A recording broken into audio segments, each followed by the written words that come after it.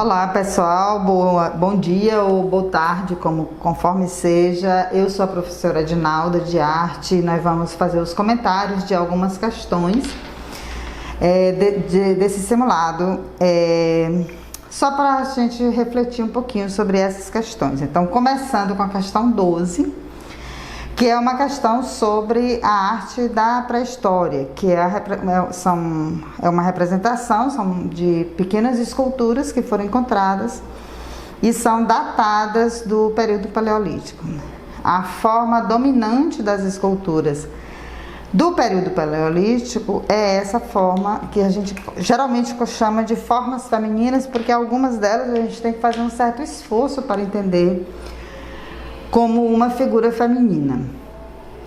Na pré-história, duas linguagens artísticas foram criadas que tiveram alcance para chegar aos nossos dias. Pode ser que tenham feito outras linguagens, mas as linguagens que chegaram foram pintura e escultura. Na escultura, a predominância é dessas figurinhas aqui. Então, vamos lá ver a questão. Tem apenas 4 centímetros de altura, mas foi esculpida há 23 mil anos. Está inteira e foi considerada uma descoberta surpreendente pelo Instituto Nacional de Arqueologia francês. Tem um nome aí em francês. Uma nova Vênus do Paleolítico foi encontrada no campo arqueológico de Renaucourt, perto de Amiens, no norte do país. Trata-se de uma pequena escultura em pedra que representa o corpo de mulher com uma hipertrofia das nádegas, das coxas e dos seios, mas sem definição do rosto e com os braços apenas esboçados. Em contrapartida, apresenta uma vistosa cabeleira esculpida com uma quadrícula de finas incisões de pedra. Essa escultura inscreve-se perfeitamente no cânone estético da tradição estilística que se encontra da Vênus de Lespunc, a de Willendorf ou aquela em baixo relevo de Loussel, diz o INRAP num comunicado.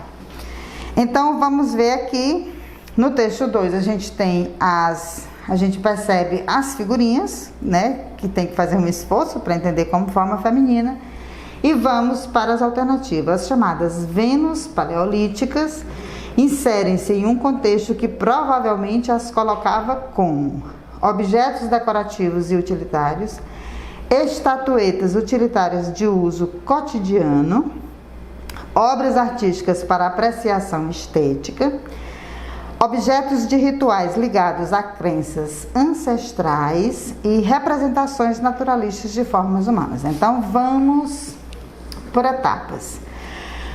Primeiro, a hipótese mais aceita atualmente é que o que a gente chama de arte da pré-história não era feita com fins estéticos ou de apreciação artística.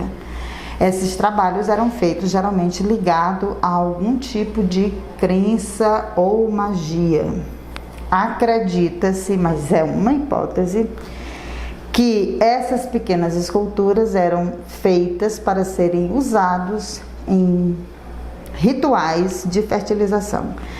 Em um contexto em que os homens não sabiam da participação masculina na fecundação, acreditava-se que eram os deuses que fecundavam as mulheres. Então, as pequenas esculturas eram usadas nessas cerimônias em que eles pediam aos deuses para fecundá-las. Fica descartado também a qualquer possibilidade de ter sido feita para enfeitar qualquer tipo de espaço. Então, na letra A, objetos decorativos e utilitários, descarta, porque não era decorativo. Estatuetas utilitárias de uso cotidiano, também não, porque ela não existe a possibilidade de se usar essas figuras para alguma função do cotidiano. Obras artísticas para apreciação estética, já sabemos que não é. Então, sobra a letra D, que é objetos de rituais ligados a crenças ancestrais. É a hipótese que é mais aceita pelos pesquisadores.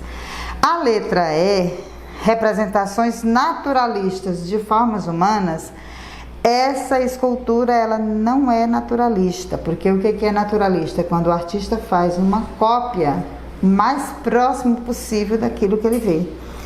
E essas figuras, elas são estilizadas, elas são exageradas nas formas. Então fica a letra D.